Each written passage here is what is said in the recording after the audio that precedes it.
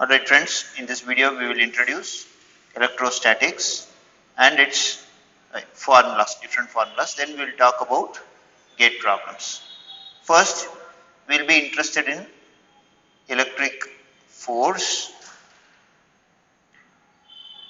and then we will be interested in electric field, and then we will be interested in potential, electric potential. There is something called magnetic potential, which does not have any physical value, but it has some mathematical benefits. So there we will use this something called magnetic potential. Actually, their magnetic potential, there is a possibility for a vectors also. So we will talk about scalar magnetic potential and vector magnetic potential. But anyways, in this subject, in this topic electrostatics, we are only interested in static electric potential because it has a physical value. You can go on to measure. Unlike magnetic potential, here it has a physical value. We use voltmeter and measure. So it has some physical value. You can go and measure. It has a physical meaning. So here it is only scalar. You cannot attribute any direction to that. So it's a pure scalar one. So we are interested in electric force, electric field, and potential. And then maybe when we introduce Gauss law, we will introduce this term called D, electric flux density. So these are the terms we will introduce here. Some specific formulas also we will introduce without much of a derivations. Okay, so first we will start with electric force. Electric force, simpler understanding, comes from Coulomb's law. So this Coulomb's law, Fe, which is a vector, comes from two charges, of course K, proportionality constant, epsilon r, r square, r cap. Here this K is 1 by 4 pi epsilon naught, which is also 9 into 10 power 9. So you can directly substitute and then do. The only point to specify here is, if you have two charges Q1 and Q2, this can be plus or minus, this can be plus or minus. So both the charges can be whatever it is, plus or minus. We are only interested in, for example, if the question is find the force on Q2 because of Q1, it is written like this, F21 they say. I am just giving you the nomenclature, the way it is written, F21. So how will you find R vector here? Rest all you can substitute and then solve. The only difficulty is R vector. Any problem related to Coulomb's law, the difficulty is finding the R vector, R cap and R square. How will you find R vector? Here the R vector is drawn like this. This does not represent force. This only represents R vector, which is a mathematically we use to solve this problem. R vector is drawn like this, that is from 1 to 2. Why do I draw like this? Because they have asked find the force on Q2 because of Q1.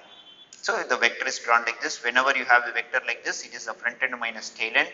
For example, if you take a problem that it is in 1, 2, 3 position, and this is in origin position 0, 0, 0. The R vector is 1, 2, 3 minus 0, 0, 0. So the vector, final vector will look like this.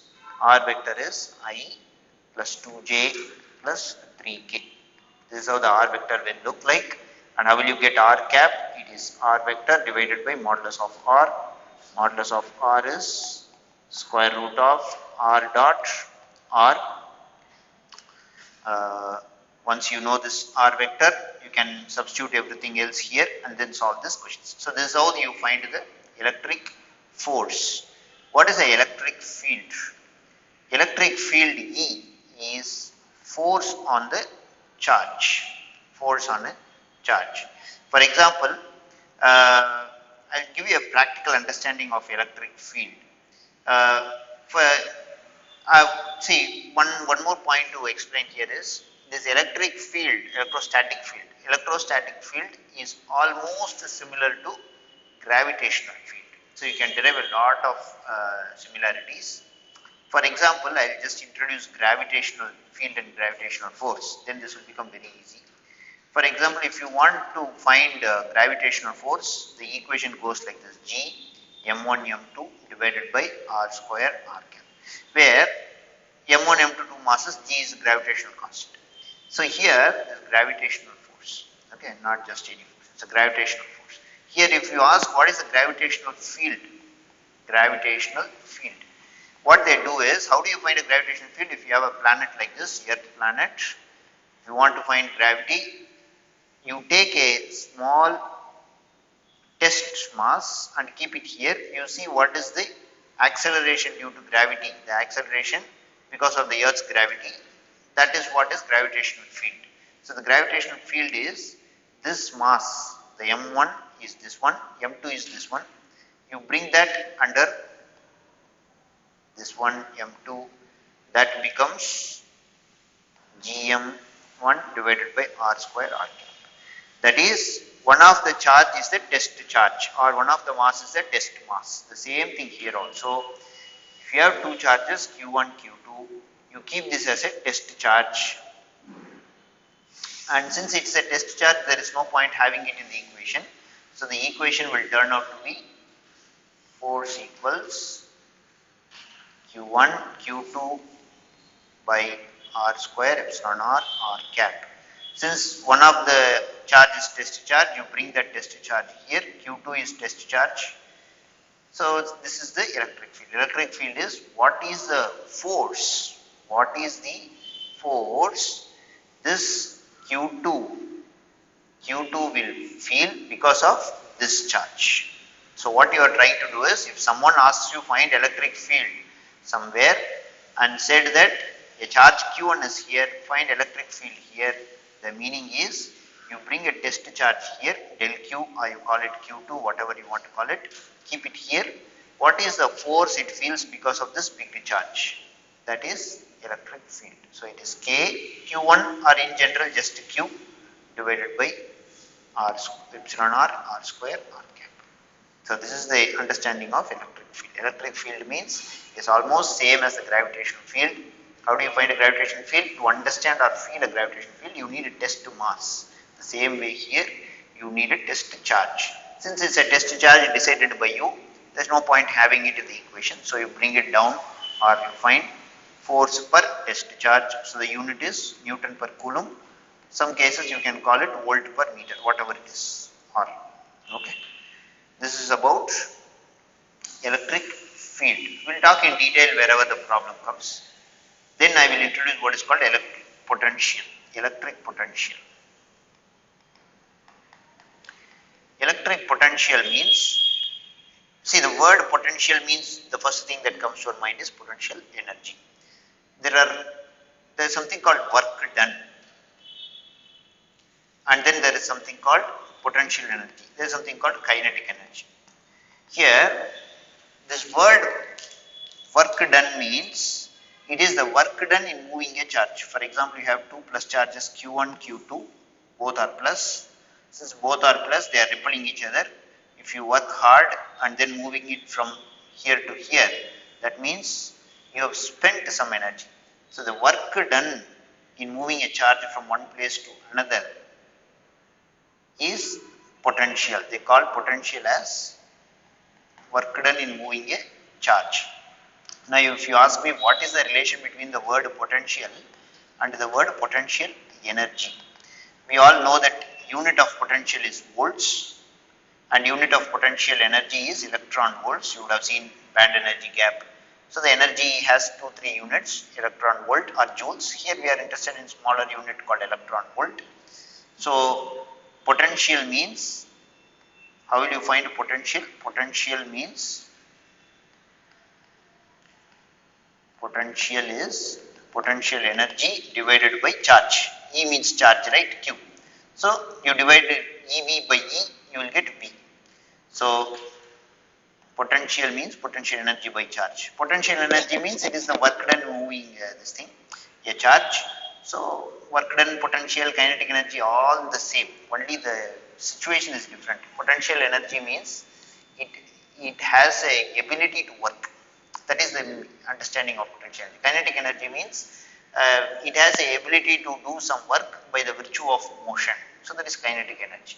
So anyways, all mean the same. Work done, potential, kinetic, all mean the same. Only the situations are different. Potential means potential energy divided by charge. Potential energy means you can call it work done divided by charge. What is the work done equation in physics? It is minus integral F dot dl.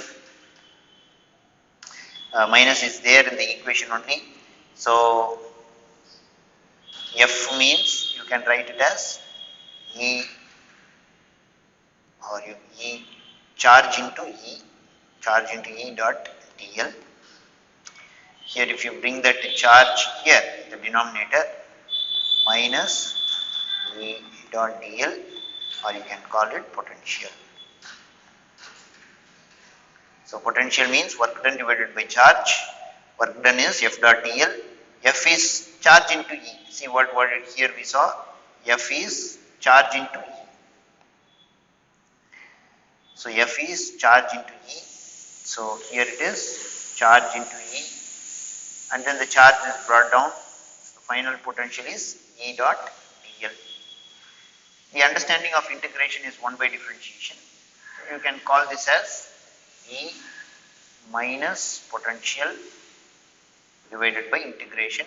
We can call it minus del V, where del is a differential parameters, partial differential parameters.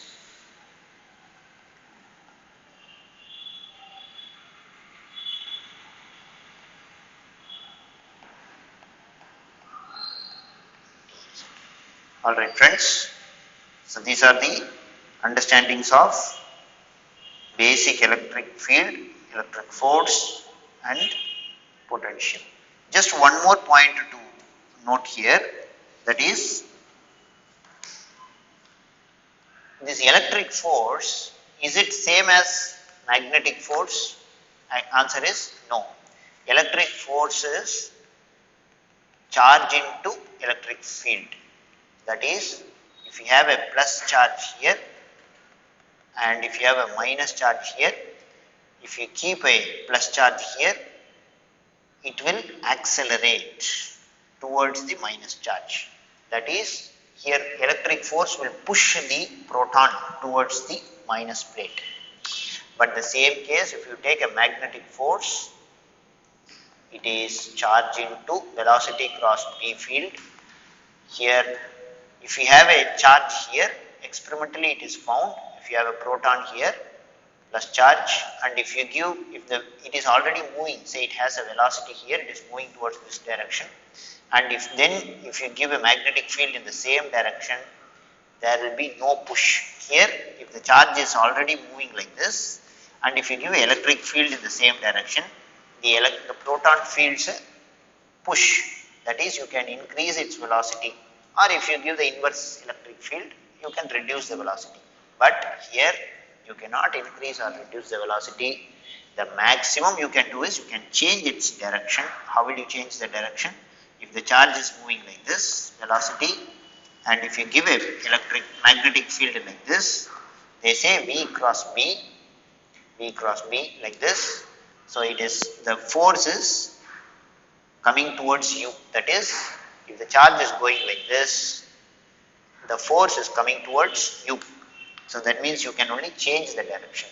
The fundamental idea that I am trying to say is, electric force has a ability to increase or decrease the velocity of a moving particle, but a magnetic force does not have that ability, but it can only change the direction. So they are fundamentally different. Thank you.